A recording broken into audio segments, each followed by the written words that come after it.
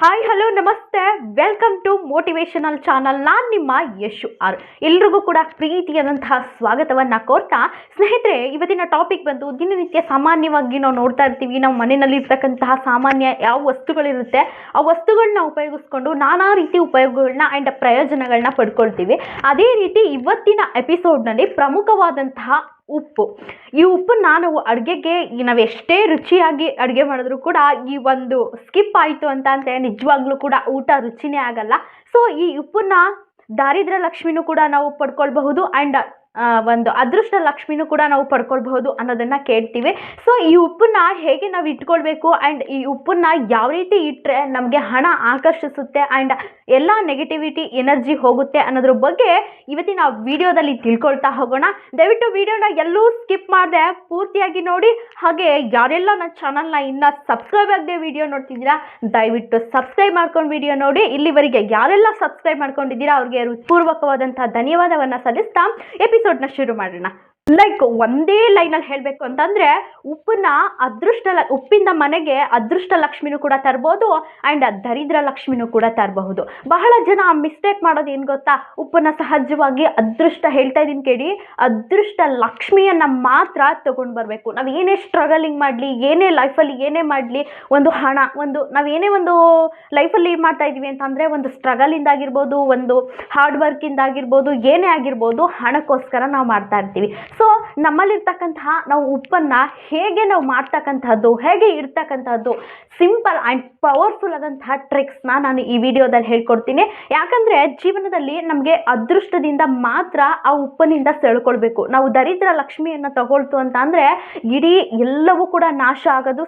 Simple ಇಲ್ಲಿ ನಾವು normal ಆಗಿ ಏನೇನು ಯೂಸ್ ಮಾಡ್ತಾ ಇರ್ತೀವಿ ಆ್ಯಂಡ್ ಫಾರ್ಮುಲಾ ಡೈಲಿ ಏನು ಯೂಸ್ ಆ್ಯಂಡ್ ಡೈಲಿ ಏನೇನು ಲೈಫ್ನ ನಾವು ಲೀಡ್ ಮಾಡ್ತಾ ಇರ್ತೀವಿ ಅದರಿಂದನೇ ಮಿಸ್ಟೇಕ್ ಆಗಿ ತುಂಬ ದೊಡ್ಡ ಮಟ್ಟಕ್ಕೆ ಮಿಸ್ಟೇಕ್ ಆಗುತ್ತೆ. ಸೊ ಹಾಗಾಗಿ ಇವತ್ತಿನ ವಿಡಿಯೋದಲ್ಲಿ ನಾನು ಉಪ್ಪಿನನ್ನು ಹೇಗೆ ನಾವು ಅಳವಡಿಸ್ಕೊಳ್ಬೇಕು ಆ್ಯಂಡ್ ಹೇಗೆ ಅಟ್ರ್ಯಾಕ್ಟ್ ಮಾಡಿದ್ರೆ ನಮ್ಮ ಮನೆಯಲ್ಲಿ ಹೇಗೆ ಇಟ್ಕೊಂಡ್ರೆ ಅನ್ನೋದ್ರ ಬಗ್ಗೆ ನಾನು ನಿಮಗೆ ಟ್ರಿಕ್ಸ್ನ ತಿಳಿಸ್ಕೊಡ್ತಾ ಹೋಗ್ತೀನಿ. ಇವಾಗ ಮೊದಲನೇದಾಗಿ ಈ ಉಪ್ಪನ್ನ ಈ ಪ್ಲಾಸ್ಟಿಕ್ ಡಬ್ಬದಲ್ಲಿ ಇಡ್ತಾರೆ ಆ್ಯಂಡ್ ಗಾಜಿನ ಬಟ್ಲಲ್ಲಿ ಇಡಬೇಕು ಅಂತ ಹೇಳ್ತಾರೆ, ಗಾಜಿನ ಬೌಲಲ್ಲಿ. ಸೊ ಇದು ಎಷ್ಟು ಸರಿ ಅಂತ ಅನ್ನೋದನ್ನು ತಿಳ್ಕೊಳ್ತಾ ಹೋಗೋಣ. ಸೊ ನಿಜವಾಗ್ಲೂ ಕೂಡ ಹೇಳ್ತಾ ಇದ್ದೀನಿ, ನನ್ನ ಮಾತು ಯಾವಾಗಲೂ ಕೂಡ ಸುಳ್ಳಾಗಲ್ಲ. ನಾನು ಮಾಡಿ ಹೇಳ್ತಾ ಇದ್ದೀನಿ, ಯಾವಾಗಲೂ ಪ್ಲಾಸ್ಟಿಕ್ ಡಬ್ಬಿನಲ್ಲಿ ಇಡಬೇಡಿ, ಗಾಜಿನಲ್ಲಿ ಇಡಿ. ಯಾಕಂದರೆ ಸ್ನೇಹಿತರೆ, ಈ ತುಂಬ ಜನ ತಪ್ಪು ಮಾಡ್ತಾರೆ. ಯಾಕಂದರೆ ಪರೀಕ್ಷೆ ಮಾಡಿ ನೋಡಿ, ಯಾವಾಗ ನೀವು ಗಾಜಿನ ಬಟ್ಟಲಲ್ಲಿ ಇಡದೆ ಪ್ಲಾಸ್ಟಿಕ್ ಬಟ್ಟಲಿನಲ್ಲಿ ಒಂದು ಪ್ಲಾಸ್ಟಿಕ್ ಡಬ್ಬಿನಲ್ಲಿ ಉಪ್ಪನ್ನು ಇಟ್ಟರೆ ನೋಡಿ, ಪರೀಕ್ಷೆ ಮಾಡಿ, ನಿಮ್ಮಲ್ಲಿ ಯಾವಾಗಲೂ ಕೂಡ ಮನೆಯಲ್ಲಿ ಕಿರಿಕಿರಿ, ಏನೇನಾದರೂ ಪ್ರಾಬ್ಲಮ್ಮು, ಜಗಳ ಆಗ್ತಾ ಇರುತ್ತೆ. ಚಾಲೆಂಜ್ ಮಾಡಿ ಹೇಳ್ತೀನಿ, ಅದೇ ಇಮಿಡಿಯೇಟ್ಲಿ ಚೇಂಜ್ ಮಾಡಿ 5 ನಿಮಿಷದಲ್ಲಿ ಎಲ್ಲ ಎನರ್ಜಿ ಚೇಂಜ್ ಆಗಿ ಬದಲಾವಣೆ ಆಗಿಲ್ಲ ಅಂದರೆ ನನಗೆ ಬಂದು ಕೇಳಿ, ನಾನೇ ಕೂತ್ಕೊಳ್ತೀನಿ, ಚಾಲೆಂಜ್ ಮಾಡ್ತೀನಿ. ಸೊ ಹಾಗಾಗಿ ದಯವಿಟ್ಟು, ಯಾಕಂದರೆ ಈಗ ಪ್ಲಾಸ್ಟಿಕ್ ಅನ್ನೋದು ಒಂದು ರಾಹು ದೋಷ, ಎಲ್ಲವೂ ಕೂಡ ದೋಷಕ್ಕೆ ಇನ್ಕ್ಲೂಡ್ ಆಗುತ್ತೆ. ಸೊ ನೀವು ಅದರ ಬದಲು ಗಾಜಿನ ಬೌಲಲ್ಲಿ ಈ ಉಪ್ಪನ್ನು ಇಟ್ಟರೆ ಧನ ಆಕರ್ಷಣೆ ಆಗಿರ್ಬೋದು, ಮನೆ ಎಲ್ಲ ನೆಗೆಟಿವಿಟಿ ಎನರ್ಜಿನನ್ನು ಹೀರ್ಕೊಳ್ಳುತ್ತೆ. ಸೊ ಇದನ್ನು ನೀವು ಯಾವಾಗಲೂ ಕೂಡ, ಎಲ್ಲರೂ ಕೂಡ ಅದೇ ಹೇಳೋದು, ಮಧ್ಯದಲ್ಲಿ ಸ್ಕಿಪ್ ಮಾಡಿ ವಿಡಿಯೋ ನೋಡಿದ್ರೆ ಖಂಡಿತವಾಗಿಯೂ ಕೂಡ ಅರ್ಥ ಆಗಲ್ಲ. ಅದಕ್ಕೆ ಹೇಳೋದು, ಪೂರ್ತಿಯಾಗಿ ನೋಡಬೇಕು. ಜಸ್ಟ್ ನಾನು ಗಾಜಿನ ಬೌಲಲ್ಲಿ ಉಪ್ಪನ್ನು ಇಟ್ಟೆ ಮೇಡಮ್, ಏನು ವರ್ಕ್ ಆಗಿಲ್ಲ ಅಂತ ಹೇಳ್ತಾರೆ, ಪೂರ್ತಿಯಾಗಿ ವಿಡಿಯೋ ನೋಡಿ. ಸೊ ಇದರಲ್ಲಿ 2 ಮೆಥಡ್ ಇದೆ. ಗಾಜಿನ ಬೌಲಲ್ಲಿ ಉಪ್ಪಿನ ಇಡೋದಲ್ಲ, ಅದ್ರ ಒಳಗಡೆ 2 ಲವಂಗವನ್ನು ಇಡಬೇಕು. ಗಾಜು ಶುಕ್ರ ದೆಸೆ ಎಲ್ಲವನ್ನ ನೆಗೆಟಿವಿಟಿ ಎನರ್ಜಿಯನ್ನು ಹೀರ್ಕೊಳ್ಳುತ್ತೆ. ಆ ಹೀರ್ಕೊಂಡಿರೋ ಟ್ರಾನ್ಸ್ಫರ್ ಆಗಿರ್ತಕ್ಕಂತಹ ಎನರ್ಜಿನೆಲ್ಲ ಡೈರೆಕ್ಟ್ಲಿ ಲವಂಗ ಅದನ್ನು ಟ್ರಾನ್ಸ್ಫರ್ ಮಾಡುತ್ತೆ. ಸೊ ಆ ಉಪ್ಪನ್ನು ನಾವು ಊಟದಲ್ಲಿ ತಿನ್ನೋದ್ರಿಂದ ನಮ್ಮಲ್ಲಿ ಒಂದು ಹಣ ಅಟ್ರಾಕ್ಟಿವ್ ಆಗುತ್ತೆ.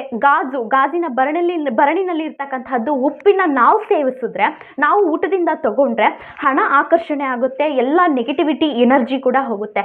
ಇನ್ನೊಂದು ವಿಧಾನ ಬಂದು, ಇನ್ನೊಂದು ಗಾಜಿನ ಭರಣಿಯಲ್ಲಿ ಉಪ್ಪನ್ನು ಇಟ್ಟು ನಿಮ್ಮನೆ ಎಲ್ಲ ನೆಗೆಟಿವಿಟಿ ಎನರ್ಜಿಯನ್ನು ಟ್ರಾನ್ಸ್ಫರ್ ಮಾಡಿಕೊಂಡು ಸಿಂಕಲ್ಲಿ ಅದನ್ನ ಫ್ಲಶ್ ಮಾಡಿ. ಸೊ ಇದಕ್ಕೆ ಲವಂಗವನ್ನು ಹಾಕೋ ಹಾಗಿಲ್ಲ. ಊಟಕ್ಕೆ ನಾವು ಅಡುಗೆಗೆ ಉಪಯೋಗಿಸ್ತಕ್ಕಂತಹ ಗಾಜಿನ ಭರಣಿಯಲ್ಲಿ ಲವಂಗವನ್ನು ಹಾಕಿ ಅದರೊಳಗಡೆ ಉಪ್ಪನ್ನು ಸೇರಿಸ್ಬೇಕು.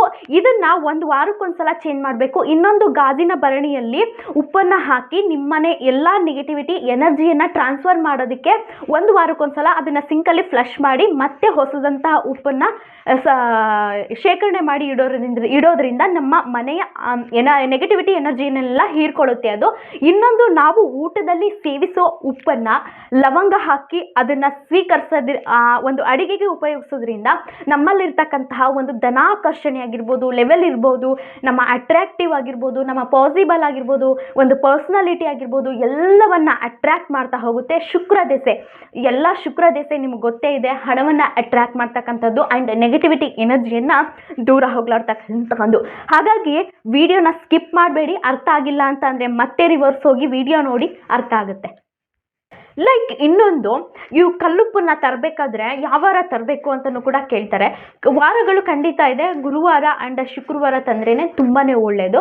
ಆ್ಯಂಡ್ ಇನ್ನೊಂದು, ಉಪ್ಪನ್ನ ಯಾರಿಗಾದ್ರೂ ಕೈ ಕೊಡ್ಬೋದಾ ಆ್ಯಂಡ್ ಕೈ ಕೊಟ್ಟರೆ ಏನಾಗುತ್ತೆ ಅಂತ ಕೇಳ್ತಾರೆ. ಖಂಡಿತವಾಗಿಯೂ ಸ್ನೇಹಿತರೆ, ನಮ್ಮ ಫ್ಯಾಮಿಲಿ ಆಗಿರ್ಬೋದು ಆ್ಯಂಡ್ ಅಣ್ಣ, ತಂಗಿ, ತಂದೆ, ತಾಯಿ ಯಾರೇ ಆಗಿರ್ಬೋದು, ಕೈಗೆ ಈ ಉಪ್ಪನ್ನ ಕೊಟ್ಟರೆ ಅವರ 7 ಜನ್ಮದಲ್ಲೂ ಕೂಡ ನಾವು ಅವರ ಋಣನ ತೀರಿಸ್ತಾನೆ ಇರ್ತೀವಿ. ಸೊ ಅದು ಈ ನೆಕ್ಸ್ಟ್ ಜನ್ಮ ನಮಗೆ ಬಂತು ಅಂತ ಅಂದ್ಕೊಳ್ಳಿ. ಆ ಜನ್ಮದಲ್ಲಿ ಅವರು ಶ್ರೀಮಂತರಾಗಿರ್ತಾರೆ, ಅವ್ರ ಮನೆ ಕೆಲಸದಾಗಿರ್ಬೋದು, ಅವ್ರ ಸೇವಕನಾಗಿರ್ಬೋದು. ಹಾಗೆ ಅವ್ರ ಋಣ ಭಾರದಲ್ಲೇ ನಾವು ಬದುಕ್ತಾ ಇರ್ತೀವಿ.